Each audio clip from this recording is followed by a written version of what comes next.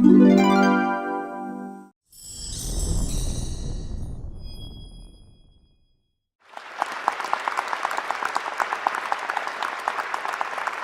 you so much. I am a journalist. My job is to talk to people from all walks of life all over the world. Today I want to tell you why I decided to do this with my life and what I've learned. My story begins in Caracas, Venezuela, in South America, where I grew up. A place that to me was and always will be filled with magic and wonder. From a very young age, my parents wanted me to have a wider view of the world. I remember one time when I was around 7 years old, my dad came up to me and said, "Mariana, I'm going to send you and your little sister, who was 6 at the time, to a place where nobody speaks Spanish. I want you to experience different cultures." He went on and on about the benefits of spending an entire summer in this summer camp in the United States, stressing a little phrase that I didn't pay too much attention to at the time: you never know what the future holds. Meanwhile, in my 7-year-old mind, I was thinking we were going to get to summer camp in Miami. Maybe it was going to be even better, and we were going to go a little further north to Orlando, where Mickey Mouse lived. I got really excited. My dad, however, had a slightly different plan. From Caracas, he sent us to Brainerd, Minnesota. Mickey Mouse was not up there. And with no cell phone, no Snapchat or Instagram, I couldn't look up any information.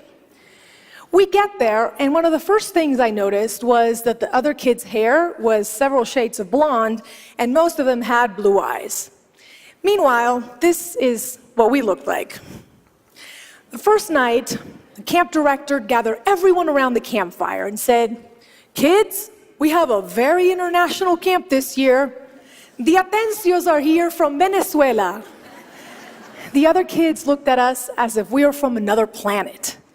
They would ask us things like, "Do you know what a hamburger is?" Or, "Do you go to school in a donkey or a canoe?" I would try to answer in my broken English, and they would just laugh. And I know they were not trying to be mean. They were just trying to understand who we were and make a correlation with the world they knew. We could either be like them or like characters out of a book filled with adventures like Aladdin or The Jungle Book. We certainly didn't look like them. We didn't speak their language. We were different. And when you're 7 years old, that hurts. But I had my little sister to take care of, and she cried every day at summer camp. So I decided to put on a brave face and embrace everything I could about the American way of life. We later did what we called the summer camp experiment for 8 years in different cities that many Americans haven't even heard of. What I remember most about these moments was when I finally clicked with someone. Making a friend was a special reward. Everybody wants to feel valued and accepted, and we think it should happen spontaneously, but it doesn't. When you're different, you have to work at belonging. You have to be either really helpful, smart, funny, anything to be cool for the crowd you want to hang out with. Later on, when I was in high school, my dad expanded on his summer plan, and from Caracas, he sent me to Wallingford, Connecticut for senior year of high school. This time, I remember daydreaming on the plane about the American high school experience with a locker. It was going to be perfect, just like in my favorite TV show, Saved by the Bell. I get there, and they tell me that my assigned roommate is eagerly waiting. I open the door, and there she was, sitting on the bed with a headscarf. Her name was Fatima, and she was Muslim from Bahrain, and she was not what I expected. She probably sensed my disappointment when I looked at her because I didn't do too much to hide it. See, as a teenager, I wanted to fit in even more. I wanted to be popular and maybe have a boyfriend for prom. And I felt that Fatima just got in the way with her shyness and her strict dress code. I didn't realize that I was making her feel like the kids at summer camp made me feel. This was the high school equivalent of asking her, Do you know what a hamburger is? I was consumed by my own selfishness and unable to put myself in her shoes. I have to be honest with you, we only lasted a couple of months together because she was later sent to live with a counselor instead of other students. And I remember thinking, she'll be okay. She's just different. You see, when we label someone as different, it dehumanizes them in a way. They become the other. They're not worthy of our time, not our problem, and in fact, they, the other, are probably the cause of our problems. So how do we recognize our blind spots? It begins by understanding what makes you different, by embracing those traits. Only then can you begin to appreciate what makes others special. And I remember when this hit me, it was a couple of months after that. I had found that boyfriend for prom and made a group of friends and practically forgotten about Fatima until everybody signed on to participate in this talent show for charity.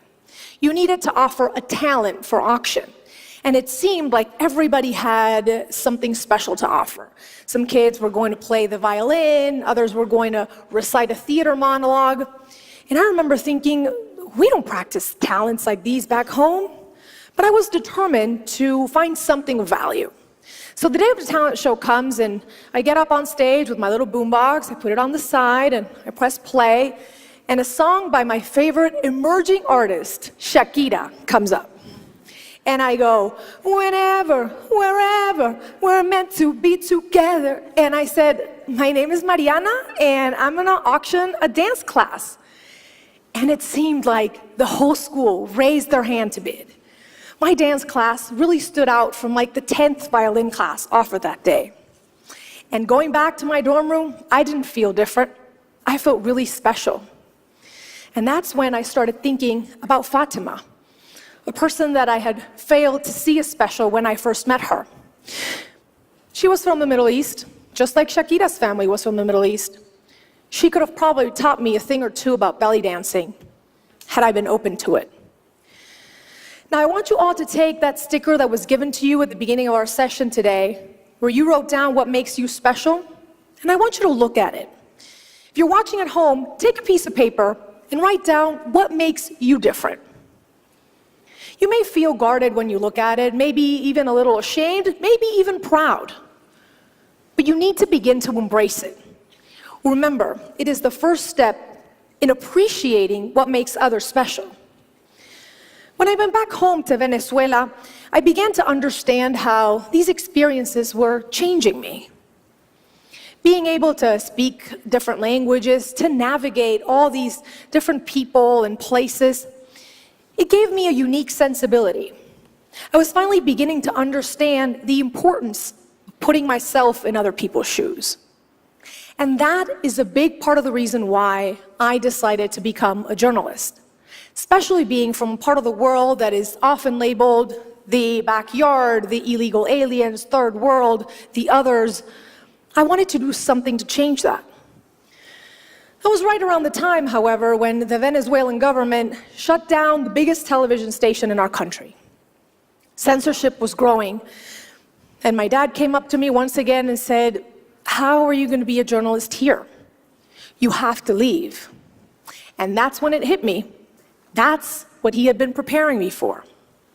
That is what the future held for me. So in 2008, I packed my bags and I came to the United States without a return ticket this time. I was painfully aware that at 24 years old, I was becoming a refugee of sorts, an immigrant, the other, once again, and now for good. I was able to come on a scholarship to study journalism. And I remember when they gave me my first assignment to cover the historic election of President Barack Obama. And I felt so lucky, so hopeful. I was like, yes, this is it. I've come to post-racial America, where the notion of us and them is being eroded and will probably be eradicated in my lifetime. Boy, was I wrong, right? Why didn't Barack Obama's presidency alleviate racial tensions in our country? Why do some people still feel threatened by immigrants, LGBTQ, and minority groups who are just trying to find a space in this United States that should be for all of us? I didn't have the answers back then. But on November 8th, 2016, when Donald Trump became our president, it became clear that a large part of the electorate sees them as the others. Some see people coming to take their jobs or potential terrorists who speak a different language. Meanwhile, minority groups oftentimes just see hatred, intolerance, and narrow-mindedness on the other side. It's like we're stuck in these bubbles that nobody wants to burst. And the only way to do it, the only way to get out of it, is to realize that being different also means thinking differently. It takes courage to show respect. In the words of Voltaire, I may not agree with what you have to say, but I will fight to the death to defend your right to say it. Failing to see anything good on the other side makes a dialogue impossible.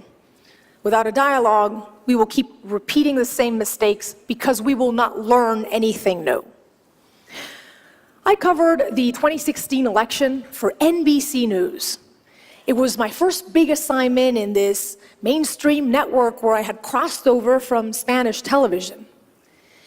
And I wanted to do something different. I watched election results with undocumented families. Few thought of sharing that moment with people who weren't citizens, but actually stood the most to lose that night.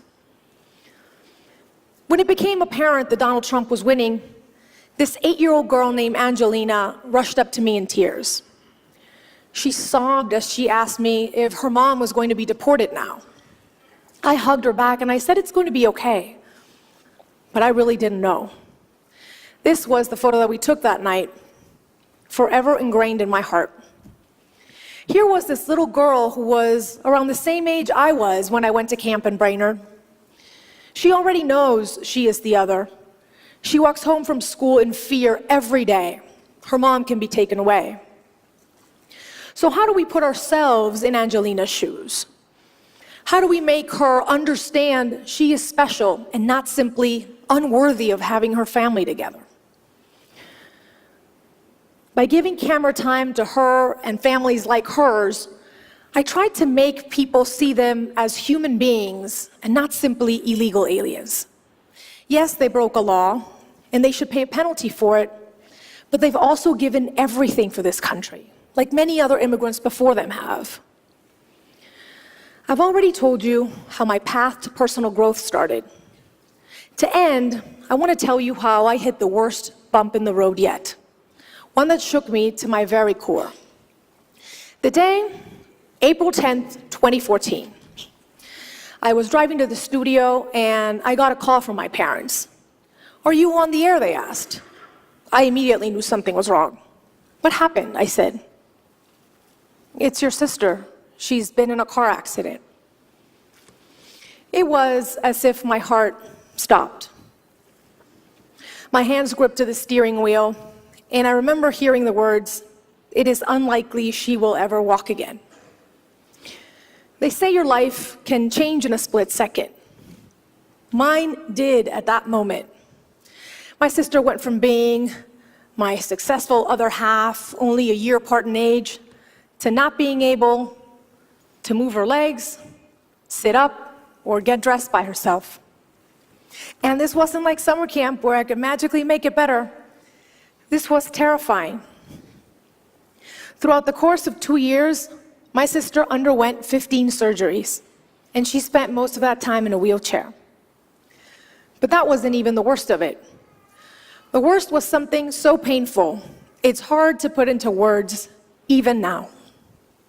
It was the way people looked at her, looked at us, changed.